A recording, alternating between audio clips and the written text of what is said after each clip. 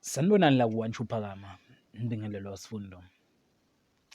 Kubonakala abaculi bamaskandi bethathe iy'thombe ndawonye lapho khona bebeyonandisa emcimbini othize.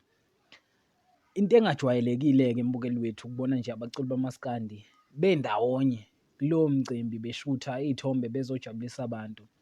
Kuyimvela kancane impela kubaculi bamaskandi, lapho-ke sibonile-ke khona uKhuzani noNtencane kanye neNkosi Yamagcokama beshutha nje ndawonye, beveza ukuthi bebeyojabulisa abantu. Kanti-ke uNtencane-ke akayiqali lento yokushutha nabaculi bamaskandi, insizwa nje engenankinga nelinye iqhawe. Useke washutha-ke noJaiva kanye noKing Nuba-ke, inkosi yamabhinca. Ngokubuka kwakho mbukeli wethu, ngabe kuyinto enhle yini lokhu ukuthi abaculi bamaskandi beveze nje ukuthi bayazwana, kungabonakali nje kuthiwa bekukhona umculo othize kulowo mcimbi, kodwa bebaningi abaculi bamaskandi kodwa ungaboni iy'thombe behlangene nje bendawonye. Sacela nje ushiye uvo lwakho ngaphansi ku-comment section, ungakhohlwa ukulayikha nokusubscribe-a. Ngiyabonga.